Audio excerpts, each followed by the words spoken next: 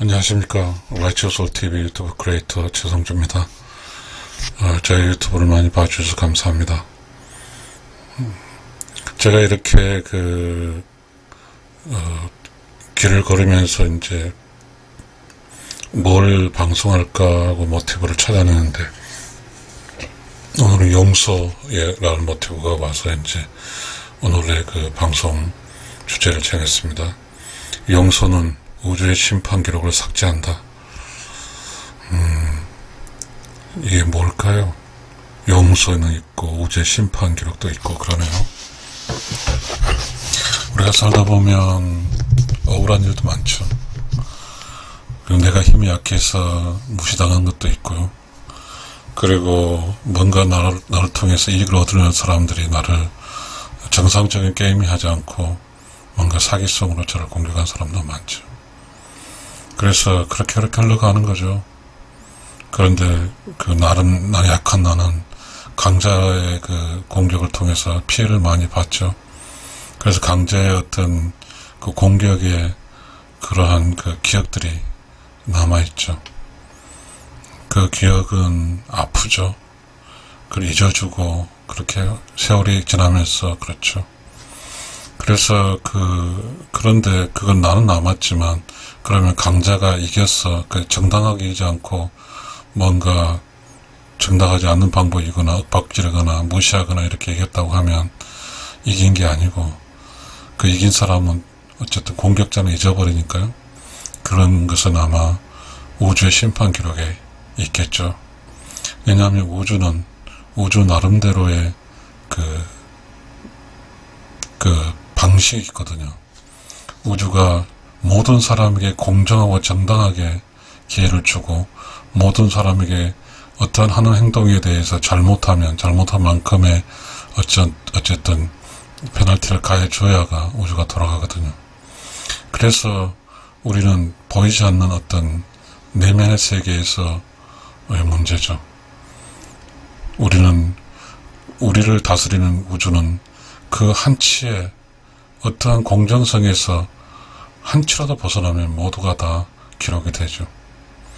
그 기록이 빼고 더하기 하면서 결국은 인생의 끝에 가서 그 인생 길이가 길 수도 있고 짧을 수도 있고, 그 끝에 가서의 어떤 심판 기록에서 그런 것들이 다 대가를 받고 일상을 떠나게 되는 거죠. 우주라는 심판 그렇게 쉬운 게 아니거든요. 우주라는 심판은 모든 것을 심판하기 때문입니다. 우리나라 말에 이런 게 있어요. 때린 놈은 기억 못하고 맞은 놈은 기억한다, 이런 말 하죠. 그런데 이제 우리가 우주 심판이라는 개념이 들어오게 되면, 때린 놈은 우주 심판 기록에 기록이 남아있죠. 그렇죠. 그러면 이제, 그리고 우주 심판 기록에 남아있고 때린 놈은 기억이 없고 맞은 놈만 기억을 하고 있는 거죠. 그러니 때린 놈은 얼마나 좋겠어요. 많이 가지고 이긴 자는 수없이 그렇게 이기고 뭔가 공정하지 않게 해서 승리를 한 사람에게는 기억이 없는 거죠. 매우 위험한 거죠.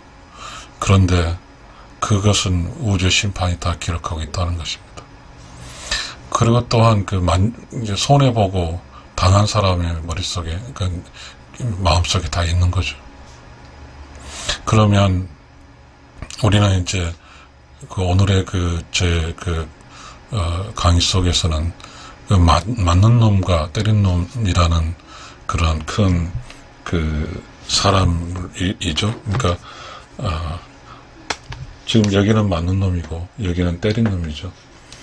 그러면 이제 우리가 때린 놈은 이 용서란 개념이 들어가지 않으면 별 수 없이 우주 심판 기록 떨어져 남아있으니까 대가를 받는 거죠.